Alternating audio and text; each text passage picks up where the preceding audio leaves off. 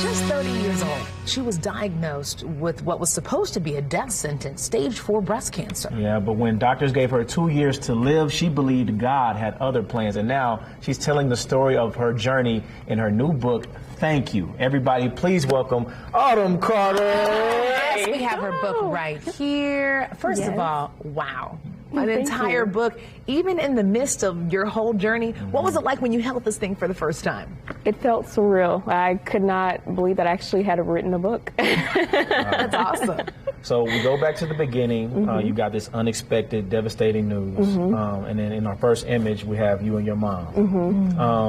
When you had to make that announcement to your friends and loved ones, what was going through your mind? So when I had to make the announcement, I knew that death was not an option for me. But I also too was devastated and sad trying to process everything.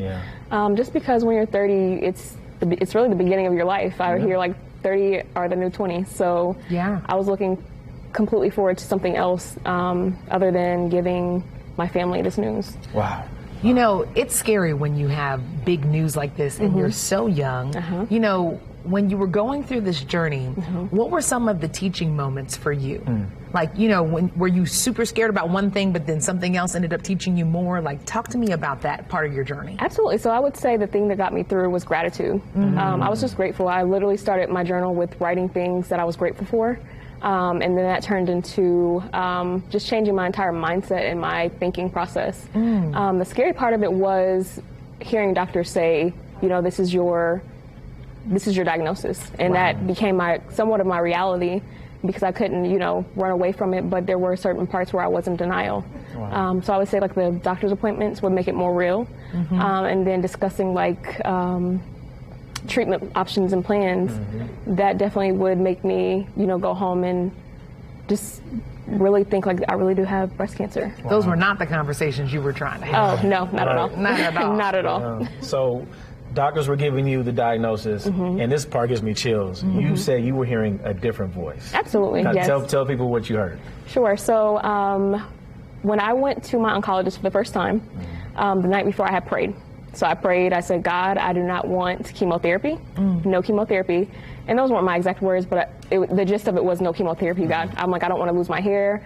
And it may sound very vain, but I was 30, and I was just, you know, living my life a month ago before I got that diagnosis. So it may sound, you know, surface, but I had prayed for no chemotherapy. I meet my oncologist the next day. He walks in the room, he tells me, you know, he introduces himself and he's like, hey, I have good news and I have bad news. And I'm a very positive person, so he's like, you know, which news do you want first, the good news or the bad news? And I'm like, I'll take the bad news first and then I'll end it off with the good news. So he's like, okay, bad news is that this is not curable. And so in my mind, to reference to what you're talking about, the voice, I heard a voice say, of course, you're a man, you cannot cure her. And the good news was no chemotherapy. I had never spoken to him. I had never told him my wishes or my desires. I just prayed about it. I love that. Thank you. I love that. And for anybody out here watching, it is not vain for you not to want to lose your hair. Right. That is a very, especially with women of color, that is a very important relationship. Absolutely. It's an expressive tool. It's your crown. Absolutely. And you declared it. You made it plain. Ooh, that gives me. I told you. That is good. And with all of this, and you staying steadfast, and you wanting to see God work. Absolutely. Your daughter's watching this whole time. Yes, absolutely. Watching the entire time. Now, what was it like to have to go through this? You know, you're a mom, single mom, to go through that with your daughter right there watching. You know, what was that taking you through emotionally? It was a lot. It was a lot because I felt like a part of me felt like I wanted to be, you know, open with her. And to start that dialogue with her, we bought a book that was a kid's book that talked about the cancer journey. So I read a book to her called The Cancer Garden, and we sat and we talked about it. We had open dialogue. And then I also put her in art therapy. And so the art therapist would report back to me and tell me like what she was seeing, which was no signs of grieving, which was a blessing within itself. But her watching it honestly, she was like my reason why to pull through. Amazing. I mean, the fact that you still were being so sincere on how your daughter was going to be taking this, you didn't get any time off. You still had to be a mom. You still had to be this amazing woman in all these different aspects while still going through your journey. You better go on with your bad self. That's good. Now, the doctor said 2 years. we are now 3 years later. Yes. Okay, so big milestone for you. Can you describe what it was like hearing the cancer's gone? I'm in remission.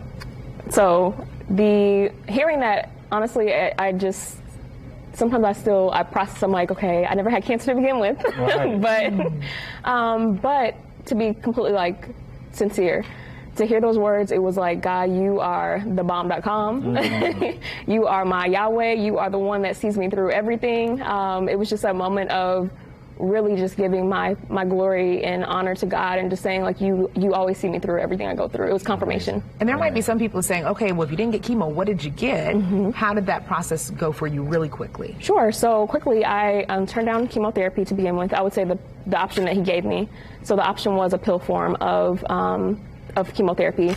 I turned that down initially, and I did the vegan route, and it started to spread.